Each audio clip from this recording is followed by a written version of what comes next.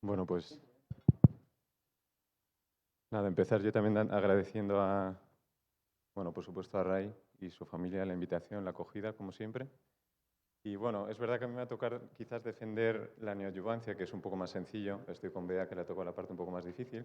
Pero bueno, sí que hay algunas cosas que pueden generar algún debate y voy a tratar de pasar un poco por ellas y bueno, defender en pro de la neoadyuvancia. Bueno, primero, para daros una perspectiva histórica, cosas que ya, bueno, aquí ya todo el mundo conoce, pero hay que también recordar que ya sabíamos desde hace tiempo que, si hablamos, por ejemplo, de quimioterapia, que la quimioterapia darla antes o después de una cirugía, pues el beneficio en términos de supervivencia veis ahí que era el mismo, el tumor es el mismo, y ya conocíamos por metaanálisis que dar tratamiento con quimioterapia adyuvante o neoadyuvante, pues ofrece básicamente el mismo beneficio. Quizá esto no se incorporó como un tratamiento habitual en todos los centros, puesto que bueno, el beneficio de la quimioterapia tampoco era tan rotundo, no facilitaba las cirugías y por tanto pues, no era demasiado convincente ni para cirujanos ni para muchos oncólogos, lo cual hizo pues, que en general utilizáramos más quimio adyuvante que neoadyuvante, a pesar de que el beneficio, como veis ahí, pues es el mismo en cuanto a la quimioterapia. La llegada del bloqueo PD-1, pues esto lo ha cambiado de manera radical. Ya sabemos por datos preclínicos, estudios preclínicos, que hacer tratamiento con inmunoterapia basada en bloqueo PD-1 es mejor cuando el tumor está puesto, es decir, que cuando existe presencia antigénica, priming, los ganglios linfáticos están intactos, es más eficaz en este contexto dar bloqueo PD-1. Y esto se ha demostrado en estudios preclínicos, pero tenemos además demostración clínica en ensayos clínicos. Por ejemplo, en este ensayo que para mí probablemente es uno de los estudios más importantes que se han hecho en cáncer en los últimos 5 años. ¿Por qué? Porque creo que, bueno, de alguna manera nos cambia cómo debemos abordar la enfermedad precoz. No solo el melanoma, sino creo que esto potencialmente es aplicable también a otro tipo de tumores. Este estudio ya conocido donde mismo tumor, melanoma estadio 3B4 resecable, dar 3 ciclos de pembrolizumab antes de la resección es significativamente mejor que dar solo pembrolizumab adyuvante. Pero fijaros que estamos hablando la misma intervención terapéutica, lo único que cambia es la secuencia. Por esto creo que este estudio es muy importante. Para mí, insisto, uno de los más importantes en cáncer en los últimos 5 años. Y esto, pues trasladado al cáncer de pulmón, pues bueno, en este caso tenemos múltiples ensayos clínicos aleatorizados que han demostrado que, en este caso, bloqueo PD-1 combinándolo con quimioterapia, pues tiene un beneficio muy rotundo en términos de supervivencia libre y recaída. Fijaros con curvas que prácticamente replican o son prácticamente idénticas en casi todos los estudios, diría yo. Hazard ratio en torno a 0,6, 0,68. Básicamente se repiten los mismos datos en casi todos los estudios, prácticamente en todos.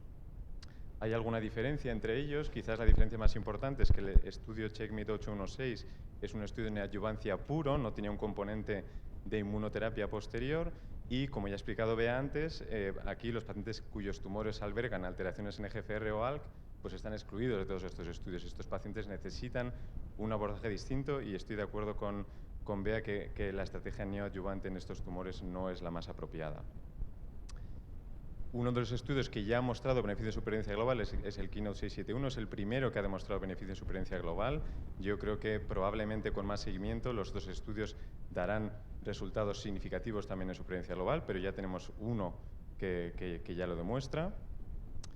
Y bueno, algunas preguntas aún quedan o han quedado, al menos para poder rebatir. El primero es si debemos hacer también neoadyuvancia en aquellos pacientes con estadios 2. Fijaros, hay algunos estudios, como por ejemplo el CheckMate 77T, donde el beneficio estaba prácticamente restringido solo a aquellos pacientes que tenían tumores más localmente avanzados, estadios 3.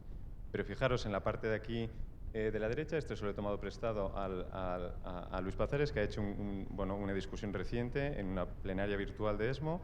Aquí él hizo un metaanálisis de todos los estudios. Fijaros cómo estadio 2 también beneficio consistente en términos de event-free survival, como veis aquí. ¿Qué hacemos con el PD-L1 negativo, que también ha suscitado algún debate? Algunos estudios indican que más beneficio cuanto más PD-L1, esto ya lo sabemos de la enfermedad avanzada, pero una vez más, si hacemos un metaanálisis para los datos de pacientes con tumores PD-L1 negativo, beneficio también consistente en términos de disease-free survival. Y una vez más, también sabemos que estos tumores pueden alcanzar tasas importantes de respuesta patológica completa y, por tanto, yo creo que estos tumores también deben tratarse con estrategia neoadyuvante. Quizás esta es la parte más debatible de si debemos continuar o no el componente adyuvante después de la cirugía. Como yo tengo que defender la neoadyuvancia, voy a tratar de defender que no debemos hacer adyuvancia en todos los pacientes después de la cirugía. Creo que en aquellos que alcanzan remisión completa patológica, esos pacientes yo creo que no necesitan un componente adyuvante. Quizás es más dudoso en aquellos que no alcanzan remisión completa patológica, puesto que aquí es posible que algunos de ellos al menos sí puedan derivar beneficio de continuar bloqueo PD1 y probablemente en estos pacientes tampoco yo se los quitaría, pero desde luego aquellos que hacen remisión completa patológica creo que no deben continuar con terapia adyuvante posterior. Esto probablemente vamos a ir desde un ensayo clínico aleatorizado que nos ayude a tomar esta decisión. Es una decisión muy importante que aplica a muchos pacientes y que necesitaremos estudios aleatorizados. Algunos se ha hecho ya, personalizar la estrategia de tratamiento en función del grado de respuesta. Este es un estudio en melanoma del grupo holandés, pionero en el campo de la inmunoterapia neoadyuvante, donde de alguna manera estratificaban a los pacientes en función de la respuesta que habían obtenido con la neoadyuvancia. Estudios así probablemente los vayamos a necesitar también para dar respuesta definitiva a estos pacientes. Sin más, neoadyuvancia yo creo que para todos los pacientes con tumores resecables o potencialmente resecables, incluidos estadios 2 y tumores PD-L1 negativo. Veremos a ver qué ocurre. Tendremos que utilizar estrategias de personalización en base a la respuesta patológica para ver qué hacer con el componente adyuvante. Muchas gracias.